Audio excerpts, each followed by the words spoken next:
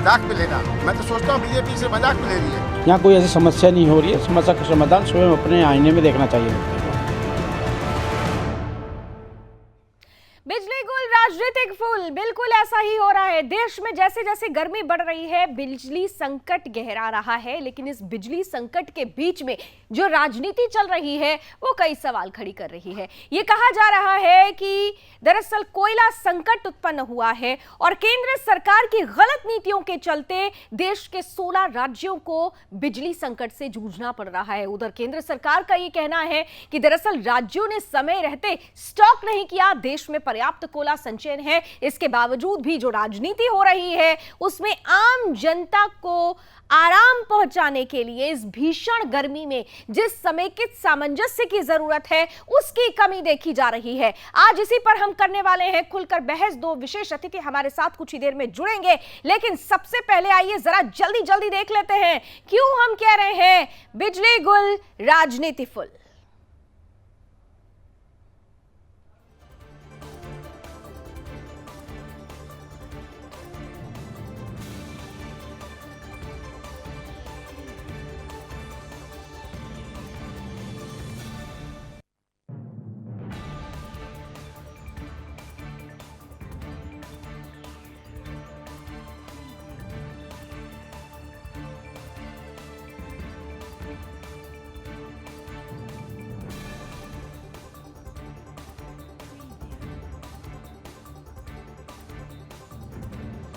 आपको ग्राफिक्स के जरिए बता रहे हैं कि किन राज्यों में बिजली की कमी है। आप देखिए, खास तौर से झारखंड में इस वक्त हम देख रहे हैं 175 मेगावाट बिजली की कमी है। इसके अलावा अलग अलग राज्यों में देखिए रात 8 बजे बिजली की मांग ज्यादा बढ़ जाती है। झारखंड में, उत्तर प्रदेश में, पंजाब में, बिहार में, राजस्थान में, हरियाणा में कुल 16 ऐसे राज्य हैं जो लगातार बिजली संकट से जूझ रहे हैं। उत्तराखंड, जम्मू कश्मीर, मध्य प्रदेश, छत्तीसगढ़ ये वो राज्य हैं जो बिजली संकट से जूझ रहे हैं। यूपी में कहा जा रहा है 1332 मेगावाट बिजली की कमी है। इसके अलावा हरियाणा में 1013 मेगावाट बिजली की कमी है। साथ ही साथ ये भी कहा जा रहा है कि राजस्थान में 776 मेगावाट बिजली की कमी है। यानी तमाम जो अब जिन 16 राज्यों की हम बात कर रहे हैं, पंजाब में 700 मेगावाट बिजली की कमी है। ये बिजली की कमी की जो परिस्थिति बनी है, ये कहा जा रहा है कि कोयला संकट है इसलिए बिजली की कमी है। लेकिन क्या वाकई देश में कोयला संकट है? क्योंकि केंद्र सरकार की तरफ से लगातार कहा जा रहा है कि कोयला संकट जैसी कोई परिस्थिति है नहीं। दरअसल राज्य सरकारें, खास तौर से जो गैर बीजेपी शासित राज्य हैं, वहां से कहीं ना कहीं से पॉलिटिकल गैम्बलिंग करने की कोशिश की जा रही है। जनता को भ्रम में डालने की कोशिश की जा रही है। कोयला संचयन लगातार केंद्र सरकार ने अप्रोच किया राज्यों को कि वो कोयला संचयन करें, लेकिन राज्यों ने ध्यान नहीं दिया। कई तरह से केंद्र सरकार राज्यों पर आरोप लगा रही है, राज्य सरकार केंद्र पर आरोप लगा रहा है, लेकिन इन सबके बीच आम जनता पिस रही है।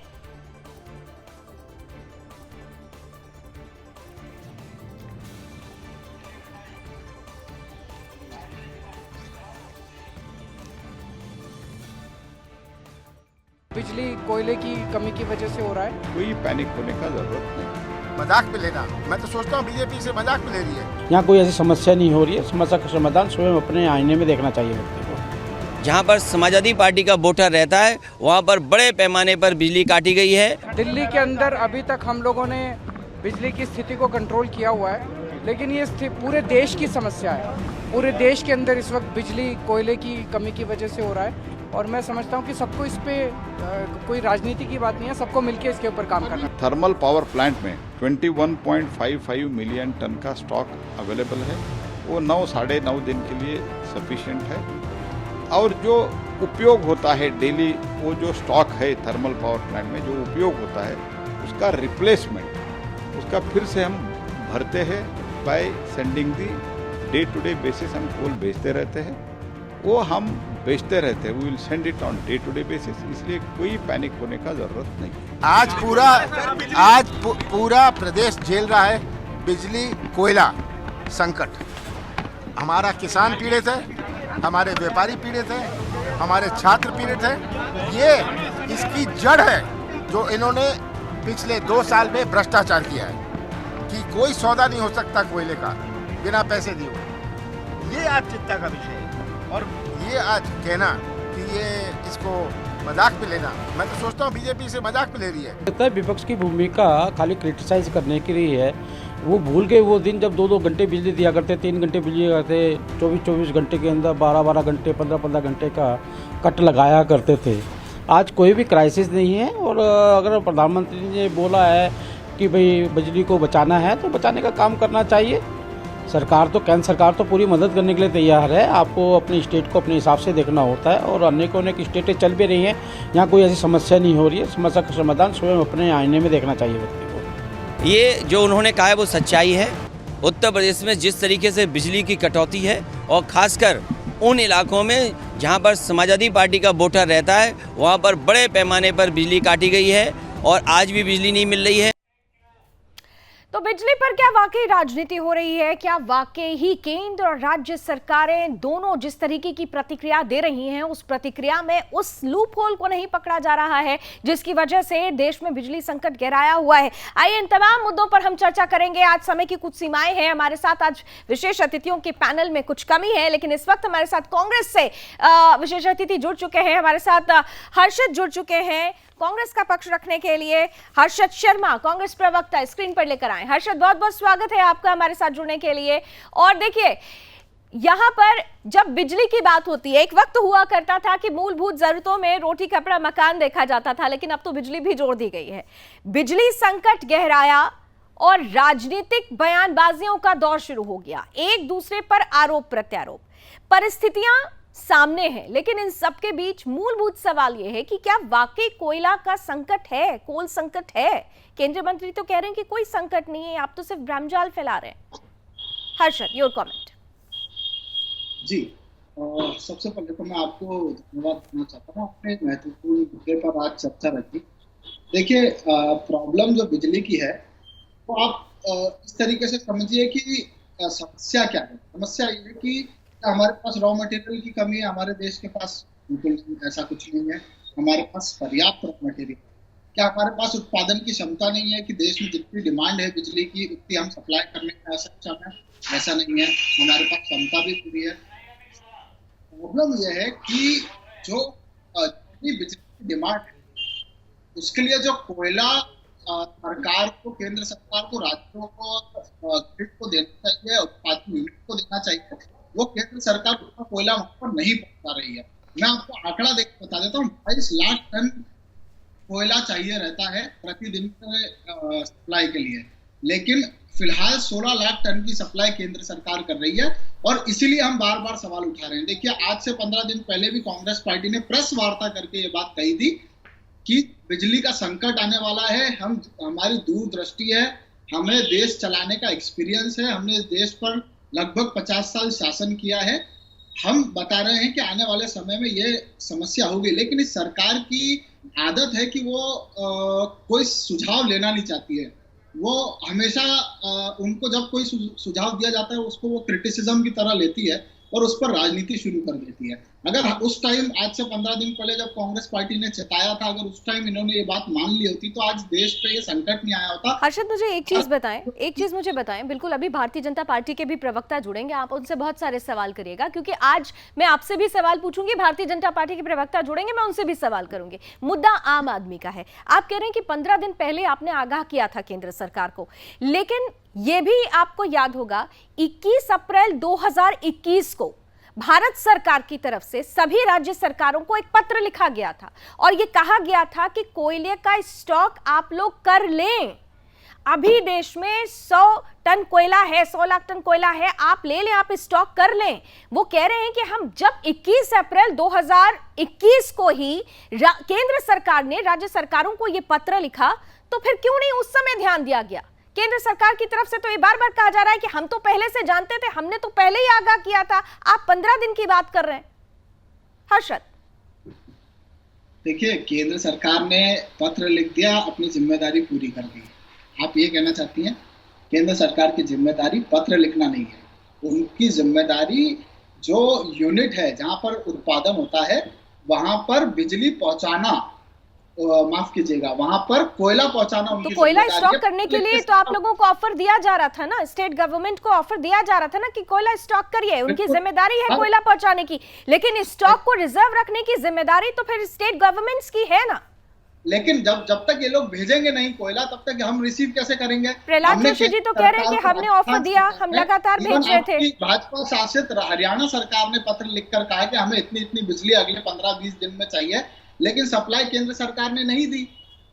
पत्र लिखने से क्या हो जाता है? पत्र लिख के खाना पूर्ति कर दी ताकि केंद्र सरकार तो, प्रहलाद जोशी जी तो ये कह रहे हैं कि निरंतर हमने सस्टेनेबल जो सप्लाई होनी चाहिए थी उसको हमने सस्टेनेबल रखा। कोरोना काल में जो परिस्थितियां बनी, बावजूद उसके हम देते रहे लोगों को बिजलियां, स्टेट गवर्नमेंट को हम ऑफर करते रहे। ये स्टेटमेंट जो उनकी तरफ से आ रहा है, देखिए मैं दोनों की बात करूंगी, अभी बीजेपी के प्रवक्ता जुड़ेंगे तो मैं उनसे भी यही सवाल पूछूंगी कि क्या कंफ्यूजन क्रिएट करने की कोशिश की जा रही है। बिल्कुल सत्ता से सवाल पूछना ही चाहिए। देखिए मैं आपको बता रहा हूँ, 22 लाख टन कोयला प्रतिदिन चाहिए होता है पूरे देश भर को आसानी से पर्याप्त बिजली जितने की डिमांड है उतने देने के लिए, और अभी केंद्र सरकार सिर्फ 16 लाख टन कोयला सप्लाई कर रही है। तो ये कमी किसकी तरफ से, आप बताइए? ये कमी क्या राज्यों की तरफ से है? नहीं, जितनी भी ये खदानें कोयला की वो केंद्र सरकार के अधीन आती है, वो राज्यों को देती है कोयला। तो क्यों केंद्र सरकार ने समय से पत्र लिख दिया? जी बहुत बढ़िया काम कर दिया, हमने पत्र लिख दिया, हमने टीवी पे बयान दे दिया, हमने ट्वीट कर दिया, हमने कू कर दिया, बस ये सरकार किया करती है। जो काम करना है वो नहीं किया करती। बिजली का कितना, राजस्थान में आप लोगों की सरकार है, राजस्थान में आप लोगों की सरकार है, और राजस्थान में जी, राजस्थान की अगर हम बात करें, देखिए क्यों हम तो 16 राज्यों की बात करें, अभी एक एग्जांपल सिर्फ राजस्थान का भी ले रही हूं। राजस्थान में हमने ये देखा कि एक तरफ आप लोग कह रहे हैं कि कोयला नहीं पहुंचाया जा रहा है, लेकिन वहां पर खास तौर से राजस्थान में अगर देखें तो सरकार के जो सूचना और जनसंपर्क विभाग है, 24 अप्रैल को उनका एक पत्र सामने आया था, इसी 24 अप्रैल को, जिसमें उन्होंने स्पष्ट लिखा कि कोयले की सप्लाई सुनिश्चित कर ली गई है, कोयले की सप्लाई सुनिश्चित कर ली गई है। तो फिर एक तरफ आप कह रहे हैं कि कोयला नहीं है, दूसरी तरफ आपके ही सरकारी विभाग के महकमे के लोग कह रहे हैं कि भाई कोयले की सप्लाई तो सुनिश्चित कर ली गई है। तो ये दो भ्रम बातें क्यों? हर्षद, 24 अप्रैल को जब ये पत्र लिखा था तो ये रिप्लाई था 21 अप्रैल के केंद्र सरकार के उस पत्र का, जिसमें उन्होंने ये कहा था कि आप अपनी कोयले की स्टोरेज कर लीजिए। 28 अप्रैल का आप राजस्थान सरकार का पत्र फिर से देखिए, उसमें उन्हें कितनी कोयले की जरूरत है आने वाले समय में और कितना बिजली उत्पादन वो करेगी वो उन्होंने मेंशन किया। आपके पास नहीं है तो मैं आपको अभी लाइव टीवी पे मैं आपको दिखा देता हूँ। देखिए उसके बाद 4 दिन बाद 24 अप्रैल को जिस पत्र की आप बात कर रही हैं, बिल्कुल सही आप बात कर रही हैं, वो पत्र लिखा गया था राजस्थान सरकार की तरफ से, लेकिन 28 अप्रैल को फिर से लिखा गया था कि हमें ठीक है। मनोज पंडित जी भी हमारे साथ जुड़ गए हैं। ठीक है हर्षद, हमारे साथ बीजेपी प्रवक्ता मनोज पंडित जी भी जुड़ चुके हैं। मनोज जी, आपका भी बहुत बहुत स्वागत है और उम्मीद करती हूँ कि आपको मेरी आवाज पहुंच रही होगी। देखिए मुद्दा जो सीधा सीधा है, मनोज जी सुन पा रहे हैं आप मुझे? आज वॉइस आ रही है जी। मनोज जी, मुद्दा सीधे सीधे, देश में बिजली संकट है, विपक्षी कह रहे हैं कि आपने जो स्ट्रैटेजी बनाई जानी चाहिए थी वो किया नहीं, आपकी गलत नीतियां रही, कोयला आपने टाइम से पहुंचाया नहीं, थर्मल पावर प्लांट्स पर कोयला है नहीं, बिजली उत्पादन होगा कहां से? नहीं, ये कोयले का स्टॉक रखना ये सब काम किसकी जिम्मेदारी है? स्टेट गवर्नमेंट की जिम्मेदारी नहीं सब कुछ। आप ये बताइए, अगर कोयला जब एक दिन का कोयला बचा, आप दिल्ली की मतलब सरकार कहती है कि एक दिन का कोयला है हमारे पास, अरे भाई एक दिन का कोयला है तो आपको पहले से बताना चाहिए ना, 7 दिन का स्टॉक तो आपको रखना चाहिए कम से कम। हेलो जी, कंटिन्यू करें। हाँ मनोज जी कंटिन्यू करें। बिल्कुल हर्षद जी आपकी बात भी सुन रहे हैं, कांग्रेस का पक्ष रखने के लिए कंटिन्यू करें। मेरा मानना ये है कि जब ये जिम्मेदारी राज्य सरकार की होती है, जिस भी राज्य में ये है, अब जब आपके पास कोयले की कमी हो रही है तो आप पहले से क्यों नहीं बताते केंद्र सरकार में कि हमें कोयला नहीं मिल रहा है, हमें ये चीजें नहीं मिल रही है? आज आप एक पैनिक क्रिएट करने की कोशिश कर रहे हैं, आप राजनीति करने की कोशिश कर रहे हैं, तो ये तो गलत बात है, ऐसा तो नहीं होना चाहिए। हर्षद जवाब देना चाहेंगे? बिल्कुल बिल्कुल। देखिए कोयला गवर्नमेंट की जिम्मेदारी है, कितना प्रोडक्शन है, कितनी सप्लाई होनी चाहिए, कितनी हमको कोयला चाहिए। पेट्रोल राज्य सरकार की जिम्मेदारी है, कोरोना में ऑक्सीजन और बेड प्रोवाइड करना राज्य सरकार की जिम्मेदारी है। जब ये सरकार कहीं पे कांग्रेस की राजनीति छोड़ दे भाई, आप ये बताइए, मैं बताना चाहता हूँ, आप किसी राजनीति के चक्कर में आप जो है हाशिए पे आके खड़े हो गए हैं। ये क्या उन राज्यों के प्रधानमंत्री नहीं है जहाँ पे गैर भाजपा की सरकार है? आप अपनी जिम्मेदारी को समझिए। देखिए आपके साथ सबसे बड़ी समस्या क्या है कि आप अभी तक अपनी जो प्रॉब्लम है ना, आप उसको क्रिटिसिज्म की तरह ले लेते हैं कि हमारी इमेज ना खराब हो जाए। आपकी इमेज बहुत अच्छी है, आपकी इमेज कहीं नहीं जा रही है। आप पहले देश की मूलभूत सुविधाओं को देखिए, आपकी इमेज बचा ली जाएगी, सब मिलके कुछ ना कुछ करके आपकी इमेज आखिर में बचा लेंगे। लेकिन आप कम से कम आम आदमी की समस्याओं को समझिए, उसकी प्रॉब्लम को एड्रेस करिए। ये बिल्कुल ठीक कहा हर्षद आपने। आम आदमी में भी फिर सेलेक्टिविज्म नहीं होना चाहिए ना। अभी आपने खुद ही कह दिया कि आम आदमी की समस्या है, लेकिन यहाँ पर यह देखा जाता है कि आप केंद्र सरकार पर यह कहने की कोशिश करते हैं कि गैर बीजेपी शासित राज्य, जबकि यहाँ तो जब 16 राज्यों की बात होती है तो कई ऐसे राज्य हैं जहां पर भारतीय जनता पार्टी की सरकार है। उत्तर प्रदेश में भी बिजली की कमी है, हरियाणा में भी बिजली की कमी है। तो फिर ये सेलेक्टिविज्म, क्या ये ठीक है? क्या ये कह देना कि एक खास समय पर एक खास वर्ग के लिए बिजली कटौती होती है, क्या ये ठीक है? नहीं, बिल्कुल नहीं।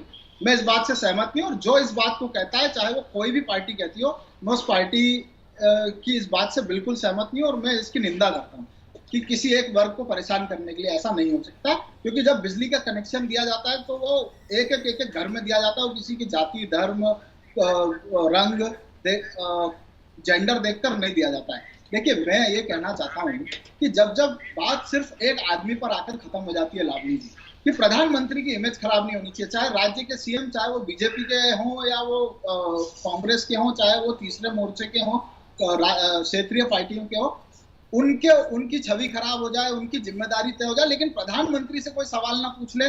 देखिए, जब क्या होता है, जब लॉकडाउन होता है तो प्रधानमंत्री जी अनाउंस करने आते हैं, जब नोटबंदी होती है तो प्रधानमंत्री जी अनाउंस करने आते हैं, और देश में जब कोई बहुत बड़ा इवेंट क्रिएट करना होता है, बिजली लाइट जला लो, पानी जला क्या कहते हैं, थाली बजा लो, तो प्रधानमंत्री जी आते हैं। लेकिन जब देश में समस्या होती है, बेड की कमी हो जाती है, ऑक्सीजन की कमी हो जाती है, बिजली की कमी हो जाती है, नोट की कमी हो जाती है, तो प्रधानमंत्री जी गायब हो जाते हैं। हर्षद जी, क्या बात कर रहे हैं? प्रधानमंत्री हर समस्या पे, और प्रधानमंत्री किसी एक वर्ग विशेष के नहीं है। एक तो आप जिस तरह से बात कर रहे हैं, आप प्रधानमंत्री तो आपके भी है ना। एक तो समझ में नहीं आता, आप लोग प्रधानमंत्री एक संवैधानिक पद है, जब आप लोग आरोप लगाते हैं तो कम से कम ये देखा कीजिए कि व्यक्ति की आलोचना करते करते उस संवैधानिक पद की भी आलोचना करने लगते हैं आप लोग। मनोज जी, जल्दी से जवाब दे दीजिए। मनोज जी, सुन रहे थे आप कि इमेज मेकिंग की बात कह रहे हैं वो? मनोज जी, आई थिंक मनोज जी से हमारा संपर्क टूटा है। मनोज जी को जरा दोबारा जोड़ने की कोशिश करें। हर्षद, देखिए, एक और पॉइंट, क्योंकि आज मेरे पास समय की सीमाएं हैं, पॉइंट्स थोड़ी ज्यादा है, मैं जल्दी से, मैं आपकी बात पूरी सुनूंगी, लेकिन मेरा एक सवाल आपसे और है। सवाल ये है कि आज मुझे कुछ आंकड़े दिए गए मेरे प्रोड्यूसर्स की तरफ से, और इसमें हम सामने देख रहे हैं कि कई ऐसे राज्य हैं। देखिए, पहले आपको ये बता दूं कि इसमें गैर भाजपा शासित राज्य भी है, कांग्रेस शासित राज्य है, और भाजपा शासित राज्य भी है। महाराष्ट्र, बंगाल, झारखंड, मध्य प्रदेश, राजस्थान, छत्तीसगढ़, उत्तर प्रदेश, पंजाब, हजारों करोड़ रुपए का बकाया है। अकेले महाराष्ट्र में आप लोग सहयोगी दल है, देखिए 2608 करोड़ का भुगतान नहीं कर पाए हैं। वेस्ट बंगाल में कुछ ऐसे ही हालात है, 1509 करोड़ का भुगतान बाकी है, राजस्थान में भी बाकी है, झारखंड में भी बाकी है। तो जब आपने कोल इंडिया को बकाया ही नहीं किया है, तो क्या आपको नहीं लगता कि इसकी भी कहीं ना कहीं से स्टेट गवर्नमेंट्स ने इसमें भी कमी कर दी है? अगर ये परिस्थिति नहीं होती तो शायद आज नहीं होता ये संकट। लावनी जी, मैं आपकी दोनों बातों का जवाब दे देता हूँ। आपने सबसे पहले कहा कि जब हम एक व्यक्ति की आलोचना करते करते हम संवैधानिक पद पर बैठे प्रधानमंत्री की कुर्सी का भी क्रिटिसिज्म करने लगते हैं। कहाँ पे लिखा लावनी जी के प्रधानमंत्री के पद पर जो व्यक्ति बैठे उनका क्रिटिसिज्म नहीं होना चाहिए? क्या आपको पता है, नेहरू जी जब प्रधानमंत्री थे वो खुद एनोनिमसली अखबारों में आर्टिकल लिखते थे अपनी सरकार का क्रिटिसिज्म, जिससे जनता मनोज जी जुड़ गए, जवाब दे रहे हैं आपकी बात का। मनोज जी, रीजन क्या है कि कांग्रेस पॉलिसी सिर्फ आलोचना करने के अलावा कुछ काम बचा नहीं है इनको। आप ये देखिए कि सारा ठीकरा आप केंद्र सरकार के ऊपर फोड़ेंगे, अपनी कोई जिम्मेदारी नहीं निभाएंगे, इसका कोई मतलब नहीं निकलता। आपको सोचना चाहिए कि आप क्या कह रहे हैं। आप बताइए उत्तर प्रदेश में क्या? देखिए, आज मेरे पास समय की कुछ सीमाएं हैं, आज मेरे पास समय की कुछ सीमाएं हैं। हर्षद जी और मनोज जी, हम इस मुद्दे पर बने रहेंगे, हम फिर उठाएंगे ये मुद्दा, क्योंकि ये मुद्दा मुझे पता है ये आम जनमानस से जुड़ा हुआ मुद्दा है, और ये मुद्दा भी खत्म नहीं होने वाला है समय की। लेकिन आज मेरे पास कुछ सीमाएं हैं। थैंक यू सो मच, आप दोनों ने हमें समय दिया। कुल मिलाकर अगर देखें तो बिजली तो गुल है, लेकिन राजनीति फुल है। क्या ऐसी परिस्थिति में आम जनमानस जो परेशान हो रहा है, उसकी परेशानी के लिए राज्य और केंद्र सरकार को समेकित निर्णय नहीं लेना चाहिए? चाहिए, और अगर समय रहते निर्णय नहीं लिया गया तो क्या ये परिस्थितियां और खराब नहीं होने वाली हैं? क्या इसमें भी तमाम तरीके से एक विशेष वर्ग को दिया जा रहा है, एक को नहीं दिया जा रहा है, ऐसी बातें करके असल मुद्दे को भटकाया जा रहा है? आकलन करने की जरूरत है। उम्मीद करते हैं आकलन जरूर होगा। अभी बस इतना ही। देश और दुनिया की तमाम खबरों के लिए आप जुड़े रहिए सुदर्शन न्यूज के साथ। जय हिंद। मजाक में लेना, मैं तो सोचता हूँ बीजेपी से मजाक में ले रही है। यहाँ कोई ऐसी समस्या नहीं हो रही है। समस्या का समाधान स्वयं अपने आईने में देखना चाहिए।